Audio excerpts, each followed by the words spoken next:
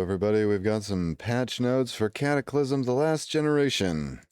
As per usual, I have a episode coming out 9/15, which will be 2 days from now, which is pre this patch. After that, we'll be playing on the 9/12 patch. So here's what they've got to say. It says that the 9/12 patch fixes balance, backports, and more. It is now possible to read digitally stored books with the R key. How cool is that?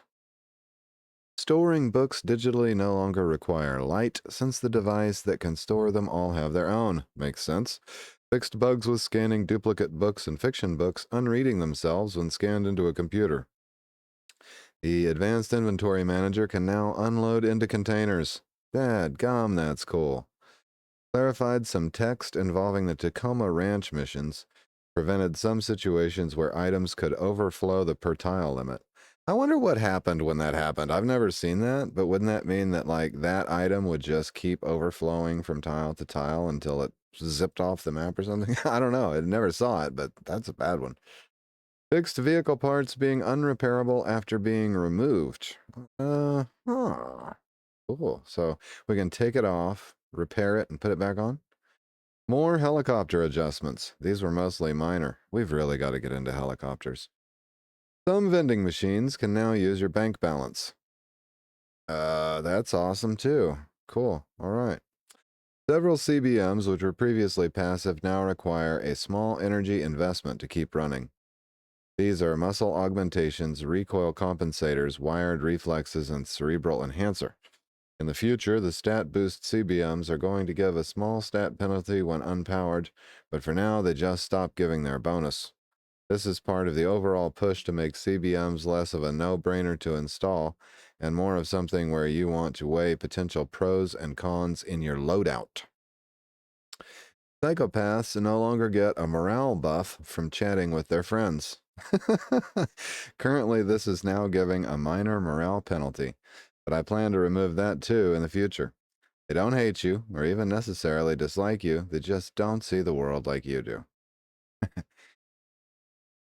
Added a prompt to putting an item in a soft container within a smaller container.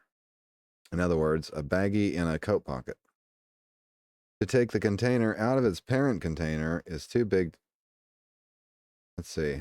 This sentence hurts me.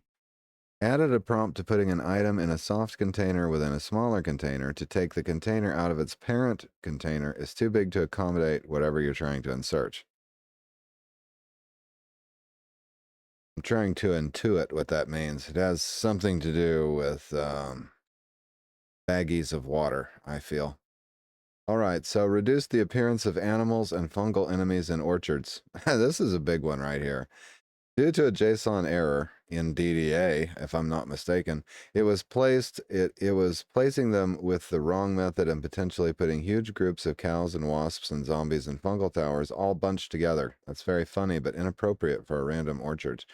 Yeah, orchards have always been an insane mess, and I always wondered, like, what is the, is there like a lore reason for this? Because I was trying to figure out what's the lore of the orchard, where there was just a crazy amount of insects and sheep and dogs and just all these things. I'm like, what kind of an orchard was this? All right, so farms in general have fewer monsters. Well, we got to experience that one a few episodes back, didn't we? Remember driving through the farm? Yeah, fewer monsters is probably sensible. We had underground spiders, underground worms, flocks of ravens, and mass grave sites and everything.